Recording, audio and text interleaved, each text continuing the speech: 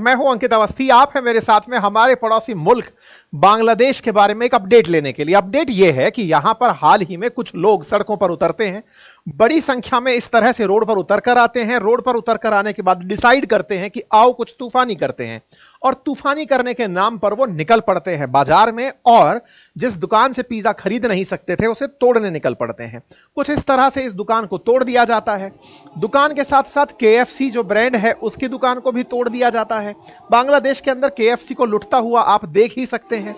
आपने हालांकि बांग्लादेश के अंदर पहले प्रधानमंत्री की इज्जत को भी तार तार होते देखा है।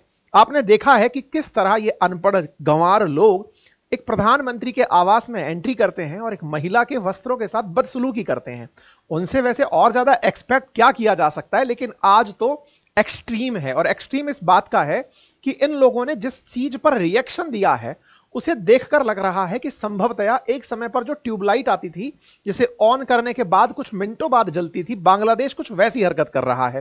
खैर, बताएंगे सारी चीजों को, लेकिन इससे पहले आपको एक तस्वीर और दिखाते हैं जिसमें एक शोरूम है जो कि बाटा का है। बाटा जनरली इंडिया के अंदर इंडियन ब्रांड की तरह फीलिंग देता है। यहां पर बाटा के शोरूम के अंदर किस तरह से तोड़फोड़ के बाद माल लूटते हुए ये युवा बांग्लादेश के अवामी क्रांति, आपको क्रांतिकारी सड़कों पर दिख रही है। किस तरह से ये लूट खसोट करके बिल्कुल त्योहार मना रहे हैं कि इनको जैसे इनके अब्बू कह गए थे कि बेटा जाओ और उस दुकान को लूट कर ले आओ, इस तरह से जैसे कि ये अपने आप के लिए कुछ गिफ्ट लेने यहां आए हों, वैसा कुछ बर्ताव करते हुए यहां पर आपको बांग्लादेशी सो कॉल्ड क्रांतिकारी दिखाई दे रहे हैं। फक्र है इनके देश को इनके ऊपर। अब ये जो फक्र वाले लोग हैं ये पाए कहां जा रहे हैं? ये पाए जा रहे हैं बांग्लादेश के अंदर।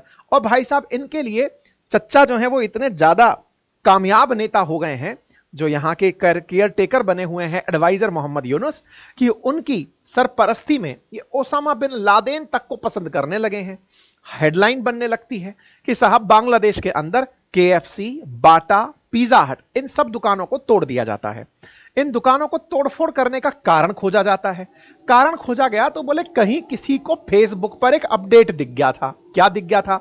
कि ये तीनों कंपनी इजरायली हैं। भाई साहब, हद तो इस बात की है कि इन्हें इतना लेट क्यों दिखा? चलो, तुमने तोड़फोड़ करनी थी, कर ली, समझ में आया। भाई 7 अक्टूबर 2023 को इजराइल ने गाजा पर अटैक किया था, क्योंकि रिटेलिएटरी अटैक था। पहले गाजा की तरफ से हुआ था, फिर बदले के अंदर इजराइल एक्टिवेट हुआ था।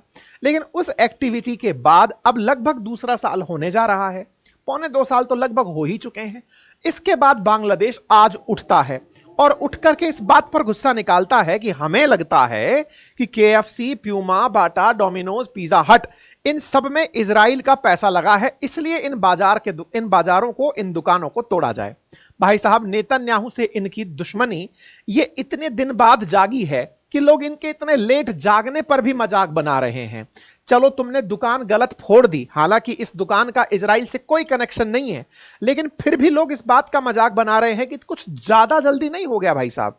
मतलब इस घटना को हुए लगभग 1.25 साल हो गया है। आज आप जाग रहे हैं इसलिए कि इजराइल गाजा पट्टी पर बहुत ज्यादा बाधाएं उत्पन्न करता है, लोगों पर यातनाएं करता है। हम बदला लेंगे और बदला लेकर के इजराइल को सबक सिखाएंगे। और बेचारे इजराइल का यहां कुछ लेना देना भी नहीं है। प्यूमा, डोमिनोज, KFC इजराइल की कंपनियां नहीं हैं। बाकायदा प्यूमा के साथ एक बार इजराइल का नाम जुड़ा था जब इन्होंने इनकी क्रिकेट टीम, इनकी जो फुटबॉल टीम है उसको स्पॉन्सरशिप दी थी। उसके बाद 2024 में वो भी खत्म हो गया। डोमिनोज एक अमेरिकी कंपनी है जिसको भारत की जुबिलैंड फूड वर्क्स लिमिटेड के द्वारा फ्रेंचाइज किया जाता है बांग्लादेश के अंदर। KFC भी एक अमेरिकी कंपनी है। डोमिनोज, KFC, प्यूमा, ये सब इंटरनेशनल ब्रांड हैं। और बाटा एक चेक रिपब्लिक कंपनी है, चेक के अंदर चेक गणराज्य जो है वहां से यूरोपियन कंपनी है, इसका भारत से कोई कनेक्शन नहीं है।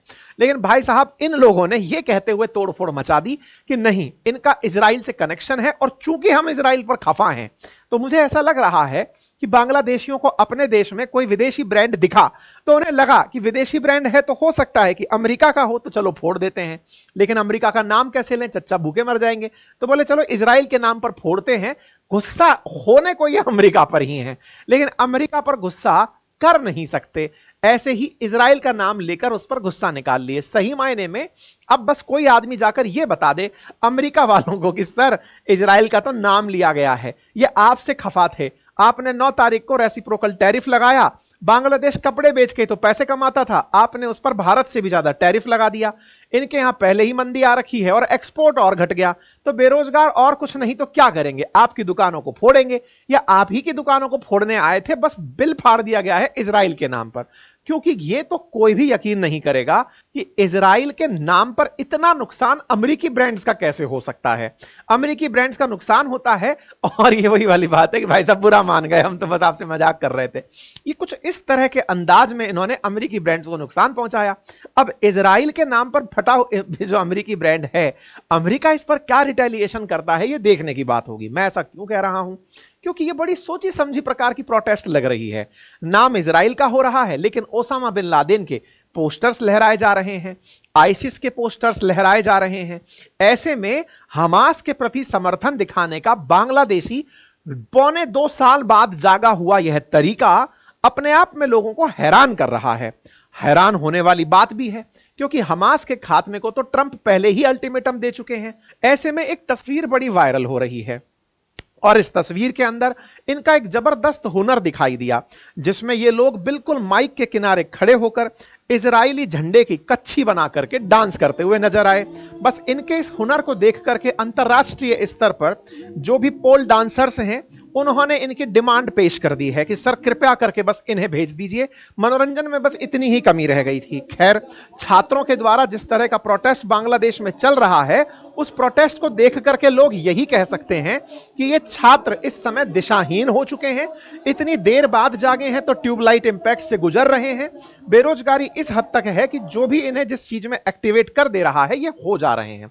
खैर चलिए, ये सब बातें भी मान लेते हैं। अब आते हैं पते की बात पर कि ये इस तरह की घटना इतनी देर बाद हुई क्यों। तो इसका आंसर जान लेते हैं। आंसर ये है कि साहब असल में यहां पर इलेक्शन होने की संभावनाएं हैं, क्योंकि इलेक्शन के लिए भारत ने भी अभी मोहम्मद यूनुस से कहा था भाई जल्दी से चुनाव करा लो। ऐसे में इनके यहां जो इलेक्शन होने की संभावनाएं हैं, उन इलेक्शंस में जातीय पार्टी, यहां की एक लोकल पार्टी है, उस पार्टी को अपने लिए माहौल बनाना है। अब जैसे हमारे देश में होता है, राजनीति के अंदर कुछ राजनीतिक दल अपने हिस्से की ऑडियंस इकट्ठा करने के लिए कोई मुद्दा उखाड़ लेते हैं। अब बांग्लादेश में मुद्दा बनाए क्या, शेख हसीना तो है नहीं, सबकी सब चुनाव के लिए एक तरफा ही चुनाव में उतरे हैं, तो ज्यादा राष्ट्रभक्त कौन है और ज्यादा मुस्लिम राष्ट्र प्रेमी कौन है, इसकी बहस छिड़ गई है। एक तरफ बीएनपी है जिसे देखकर लग रहा है कि श्योर शॉट ये तो चुनाव जीत ही जाएगी। ऐसे में एक पार्टी और आ गई और उसने कहा कि हम ज्यादा मुस्लिम हैं और हम ज्यादा वाले हैं, इसलिए हम जाकर के समर्थन करेंगे फिलिस्तीन का, और उन्होंने इस तरह से जनता को एक्टिवेट कर दिया। वैसे मैं आपको बता दूं कि बांग्लादेश ने डे 1 से इजराइल और हमास के केस में हमेशा हमास का साथ यानी गाजा का साथ दिया है। यूएन के द्वारा लाए गए जितने भी रेजोल्यूशन शेख हसीना के टाइम पर थे, उनमें अधिकांश में इजराइल का ही विरोध बांग्लादेश करता आया है। लेकिन इनके काल में, जो कि अमेरिका के बनाए पपेट हैं, इनके काल में ऐसा होना अमेरिका के बांग्लादेश की अर्थव्यवस्था के लिए ठीक नहीं है। फिलहाल के लिए अब इनकी एक और दिक्कत समझ लीजिए। इन लोगों ने जो कांड मचाया है, ये इतने गलत समय पर मचा दिया जिसका नुकसान इनके यहां हो रही इन्वेस्टमेंट समिट पर पड़ सकता है। आज आप 10 तारीख के दिन ये सेशन सुन रहे हैं, 9 तारीख को रेसिप्रोकल टैरिफ लगा था, 7 से लेकर 10 तारीख के बीच में बांग्लादेश में इन्वेस्टमेंट समिट चल रही थी। इन्वेस्टमेंट समिट जो आज भी चल रही है, इसमें दुनिया भर के देशों को बांग्लादेश ने इन्वाइट किया था कि सर आओ और कुछ तो पैसा लगाओ हमारे देश में। ऐसा करके 50 से अधिक स्पीकर, 10 से अधिक पार्टनर्स और 1000 से अधिक अटेंडीज बांग्लादेश में पहुंचे, चेक करने के लिए कि यहां पे कितना इन्वेस्टमेंट कर सकते हैं। तुम यार दुनिया भर की कंपनियों के तो गोडाउन फोड़ दे रहे हो, दुकानें तोड़ दे रहे हो। ऐसे में इन्वेस्टमेंट वाला तुम्हारी न्यूज देखेगा कि तुम्हारे यहां के व्यूज देखेगा। अब अगर तुम्हारे नजरिए में ही इतनी ज्यादा नफरत है, तो ये आकर तुम्हारे देश में इन्वेस्टमेंट क्यों करेंगे। तो फिलहाल के लिए यह फोटो खिंचाई कार्यक्रम ही रह गया है। ये थे कुल मिलाकर बांग्लादेश पर अपडेट्स। उम्मीद है कि आप लोगों को यह जानकारी पसंद आई हो तो साथियों से साझा कर देना। इतना ही है आज के लिए, धन्यवाद।